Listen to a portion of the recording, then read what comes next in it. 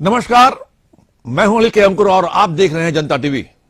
जनता TV के इस खास कार्यक्रम सीधा सवाल में आज हम उस शख्सियत से बात करेंगे जो युवा हैं और युवा क्रांति करने के लिए हमेशा तैयार रहते हैं।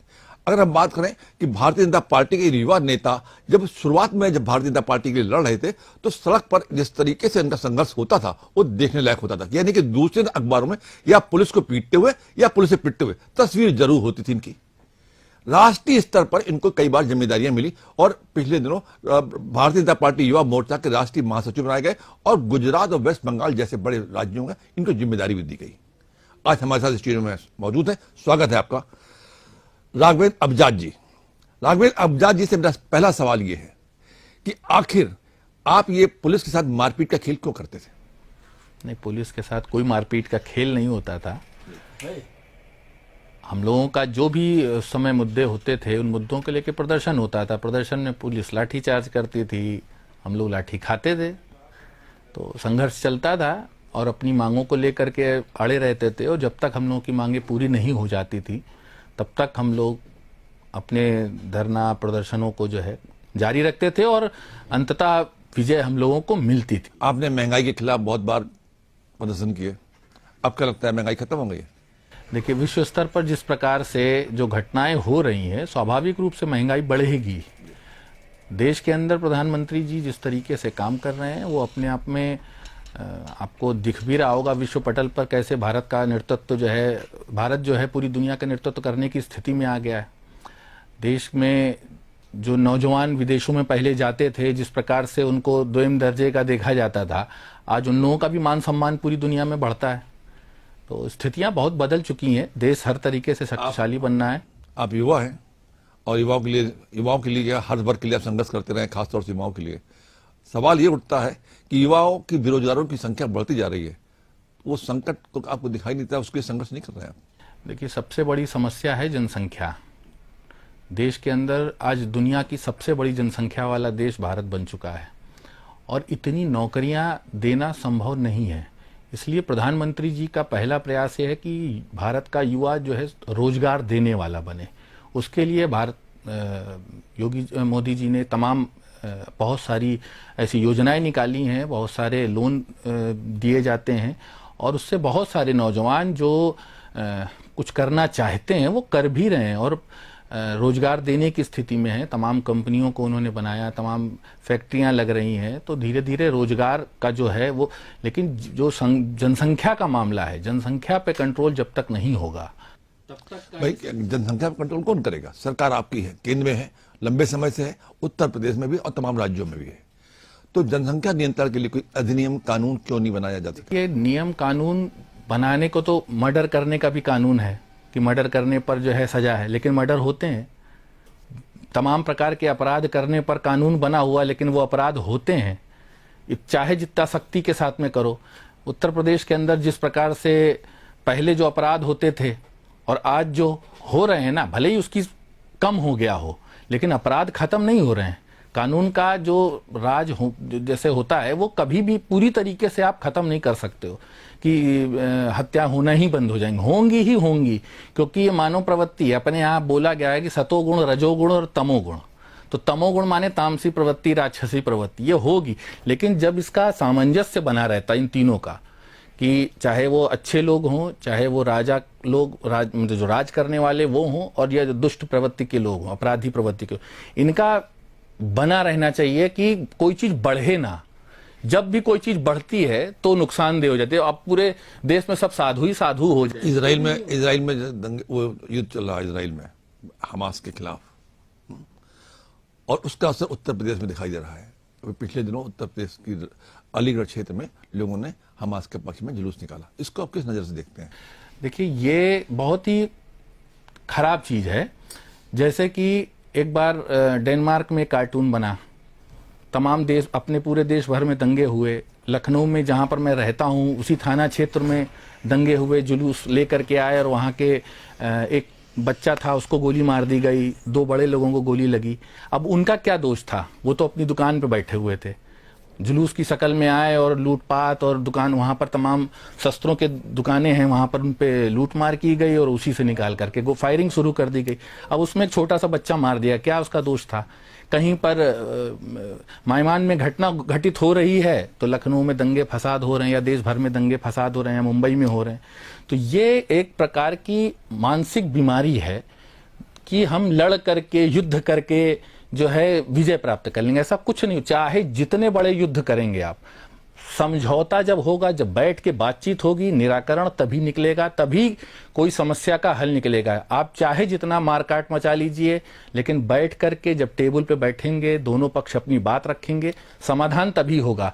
और ये जो प्रवृत्तियां हैं, जो ये सोच के चल रही हैं कि हम बंदूक के दम पे, तोप के दम पे, परमाणु बम के दम पे पूरी दुनिया पे राज, ये तो जिनका समर्थन करते रहे लंबे समय से, गोडसे का, उन्होंने समझौता नहीं किया गांधी जी से, गोली मार दी। क्या हल होता रहा? गोडसे ने मान लीजिए गांधी जी की हत्या करी, क्या हल हो रहा उससे? नहीं तो ये बताइए, आप बताइए, ठीक है, अब उससे फेवर और उनके विरोध की बात नहीं है।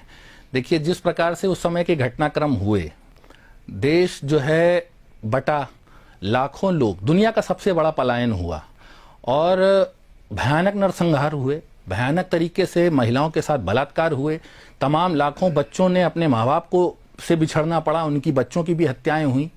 इतनी बड़ी घटनाक्रम हो रहा है, उसमें किसी ने जो भी उस व्यक्ति को समझ में आया हो, उसने किया हो, हम उसका कोई समर्थन नहीं कर रहे हैं, लेकिन जो भी समझ में आया उसको कि नहीं, गांधी जी के कारण इस प्रकार की घटना हुई, उसने जो भी करा हो अपना कर दिया।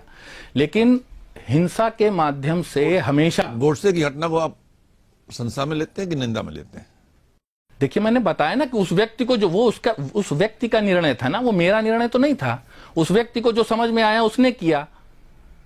भाई, पूरा देश भर में जो भी घटनाक्रम हुए, अब गांधी जी के बंटवारा तो नहीं चाह रहे थे, जबरन जो है बंटवारा थोपा गया। इसके पीछे जो अंग्रेजों के राज चल रहा था, उनके मन की मनसा थी कि ये यहां पर अगर कर देंगे तो ये आपस में इसी लड़ते रहेंगे, और वो अपनी मनसा में कायम हो गए, मतलब कामयाब हो गए। अभी आपने बताया कि विश्व पटल पर मोदी का वर्चस्व कायम है और उनके गुणगान हो रहे हैं। अगर राज्य पटल की बात करें तो राज्य पटल में योगी सरकार के बारे में आप 100 में कितने नंबर देना चाहेंगे? आप युवा नेता हैं। देखिए, मैं बिल्कुल पूरी तरीके से खुश हैं।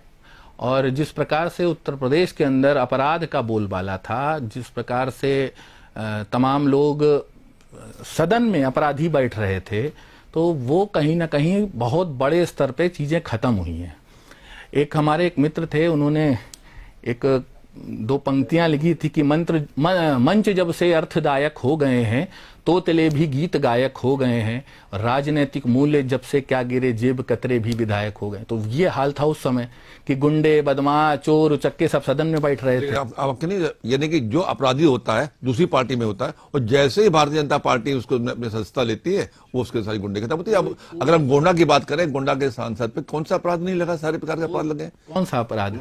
देखिए, राजनीतिक, ऐसे तो राजनीतिक रूप से मेरे भी धरना प्रदर्शन में तमाम मुकदमे मेरे ऊपर लगे।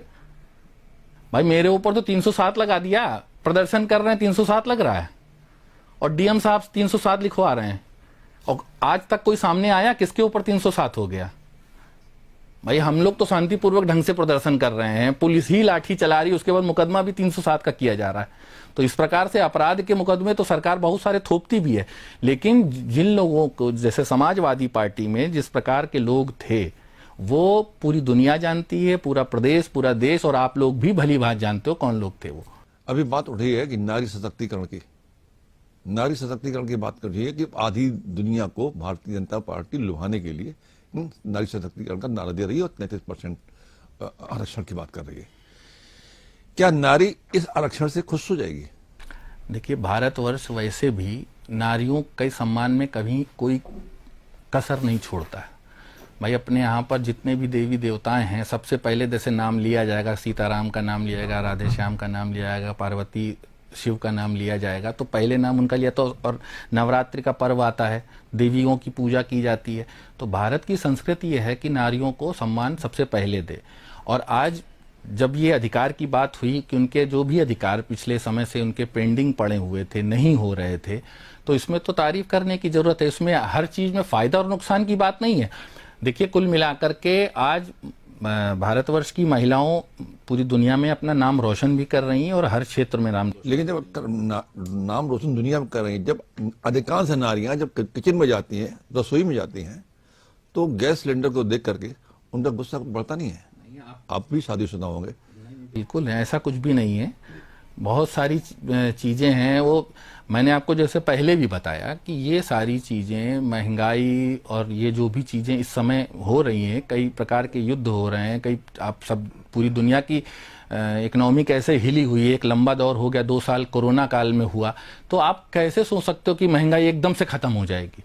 भाई कोरोना काल में 2 साल पूरा देश, पूरी दुनिया एकदम परेशान थी। फिर उसके बाद से ये युद्ध शुरू हो रहे हैं, सब डीजल पेट्रोल को लेकर के पूरी लड़ाई पूरी दुनिया में मची हुई है, तो उसी के कारण से सब प्रभाव आ रहा है। सरकार मतलब मोदी जी की सरकार कभी नहीं चाहेगी कि महंगाई बढ़े, किसी प्रकार से भारत की जनता को कष्ट हो। सबके साथ के लिए, सबके विकास के लिए भारतीय जनता पार्टी और हमारे नरेंद्र भाई मोदी जी की जो सरकार है वो पूरी तरीके से कटिबद्ध है, और देश की जनता को, देश के नौजवानों को वो चाहती है कि दुनिया में नंबर 1 का देश बने और उसमें सबकी महती भूमिका। नौजवानों की बात कर रहे हैं, नौजवानों के लिए आप संघर्ष करते रहे हमेशा। अब नौजवान सरकार से खुश हैं आपके मुताबिक? हाँ, बिल्कुल खुश हैं। उनको रोजगार मिल रहे हैं? रोजगार दे रहे हैं वो। कितने बहुत सारे लोग हैं जो रोजगार दे रहे हैं। जो स्टार्टअप इंडिया का हमारा काम शुरू हुआ, हमारी सरकार की योजना थी, उसके तहत बहुत सारे नौजवानों ने तमाम अपनी कंपनियां बनाई, तमाम फैक्ट्रियां डाली, और तमाम छोटे से लेके बड़े स्तर तक का, हर स्तर के लिए लोन की सुविधाएं दी गई हैं और नौजवान उसमें कर रहा है। हाँ, ये बात जरूर है कि कहीं ना कहीं जो जैसे लोग सरकारी नौकरी के लिए एकदम उतावले रहते हैं कि सरकारी नौकरी ही चाहिए, जीवन का अंतिम लक्ष्य सरकारी नौकरी, तो प्रधानमंत्री जी ने लोगों को बताया कि नौकरी देने लायक बनो, हमेशा नौकरी मांगने के लिए पीछे परेशान मत हो, आप अपने आप को बड़ा करो कि हम नौकरी देंगे, हम नौजवानों को रोजगार देंगे, हम दुनिया में अपना माल बेचेंगे, दुनिया के सबसे बड़े, आज की तारीख में हम बाजार हैं, दुनिया के सबसे बड़े औद्योगिक राष्ट्र बनेंगे, यहाँ सबसे ज्यादा उद्योग हों, जहाँ पूरी दुनिया में। उद्योग की बात कर रहे हैं हम लोगों ने, लगभग 4 बड़े बड़े समिट किए हैं उत्तर प्रदेश में उद्योग लगाने के लिए। कितने उद्योग लग गए? लग रहे हैं, सब लगेंगे, लग भी रहे हैं और लगते रहेंगे। चीजें तेजी से अपनी गति में हैं। अभी रक्षा मंत्री ने घोषणा की थी कि डिफेंस कॉरिडोर बनेगा, कि डेवलप हो जाएगा, ये हो जाएगा। तो उसमें क्या प्रोग्रेस अब तक? देखिए, हर चीज बोल करके उसको होने में थोड़ा सा समय लगता है। कोई जादू से सब चीजें तो हो नहीं जाती हैं, चीजें हो रही हैं, उनके प्रयास चल रहे हैं, उनके लिए सारी जो भी चीजें थी वो पारित हो गई हैं, और धीरे धीरे जमीनी स्तर पे आने में थोड़ा सा समय लगता है। पिछले कुछ समय पहले तमाम राज्यों के प्रभारी बनाए गए थे। अभी पड़ोसी राज्यों में चुनाव हो रहा है, मध्य प्रदेश में हो रहा है, छत्तीसगढ़ में हो रहा है, राजस्थान में हो रहा है। वहां को क्या संभावना लगती है आपको? संभावना ये है कि सरकार भारतीय जनता पार्टी की बनेगी। अभी राहुल गांधी जी ने बोल भी दिया है कि छत्तीसगढ़ में सरकार जा रही है, राजस्थान में सरकार जा रही है। ये तो बोल ही रहे थे, वो राहुल गांधी जी बोलने लगे। अब उनके मानसिक संतुलन से आप समझ सकते होंगे। तो उत्तर प्रदेश में कैसा लग रहा है कि उत्तर प्रदेश में भारतीय जनता पार्टी उत्तर प्रदेश में जो मंत्री हैं क्या खुल के काम कर पा रहे हैं? अखिलेश ने अभी कल कहा, अखिलेश ने कहा ब्रजेश पाठक डिप्टी सीएम के लिए सर्वेंट हैं। तो ऐसी मतलब बातें हो रही कि मतलब ये मान लिया जाता है कि मंत्री खुल के काम नहीं कर पा रहा है, एक नौकरों की तरह काम कर रहा है। देखिए, अखिलेश जी थोड़ा सा क्या है ना, अखिलेश जी हों चाहे ये विपक्ष के जो भी राहुल जी हों, इन सब का कहीं ना कहीं मानसिक दिवालियापन आ गया है, क्योंकि बार बार सत्ता इनको नकार रही है, और जिसके कारण जो है इस प्रकार के जो डायलॉग दे रहे हैं। और हमारे देश के प्रधानमंत्री तो खुद ही कहते हैं कि मैं देश का चौकीदार हूँ। अब तो हमारा पार्टी का कोई भी मंत्री बनता है, कोई भी, तो वो एक कर्मचारी के रूप में ही बनना है, जनता का सेवक के रूप में बनना है। तो उनको बोलने दीजिए, सर्वेंट, जनता के सर्वेंट तो हैं ही, जनता की सेवा के लिए आए हैं। आप वो राजा की तरह, जब आपने तय कर लिया कि वो राजा है और बाकी हम लोग सर्वेंट हैं, आपने उनको राजा मान लिया और सर्वेंट मान लिया, नहीं, तो युवा होने के नाते युवाओं को आपके सर्वेंट बनने की बात करेंगे कि ये कुछ राजा बनने की कल्पना? देखिए, वो अच्छा, अखिलेश जी के जीवन का एक आप चीज बताइए कि उन्होंने, जैसे ये अब भाई चूंकि मुलायम सिंह जी के सुपुत्र थे, तो उनको एक वसीयत मिल गई। जैसे पुराने समय में राजतंत्र चलता था, सत्ता जो है राजा के बाद उसका बेटा, उसके बाद उसका बेटा चलता था, तो उस प्रकार से अखिलेश जी को तो पूरा एकदम साम्राज्य ऐसे स्थापित कर दिया। देखिए, मुलायम सिंह जी थे नेता, उन्होंने जमीन स्तर से उठ करके लोगों के लिए काम करके और अपनी एक पहचान बनाई। ठीक है, उनका जो भी सार्थक प्रयास रहा और उन्होंने जो भी अपने लिए जीवन में किया हो एक लीडर के रूप में वो डेवलप। देखिए हमारा समय पूरा हो रहा है, हमारे इंडिकेशंस आ रहे हैं समय समाप्त होने की। तो मैं बता दूं कि आपने जिस तरीके से भारतीय जनता पार्टी को राष्ट्रीय स्तर पर, अंतर्राष्ट्रीय स्तर, विश्व पटल पर लाने की कल्पना की और दावे किए, भगवान करे ऐसा होता रहे और आपकी कल्पना पूरी होते हैं। नमस्कार। नमस्कार।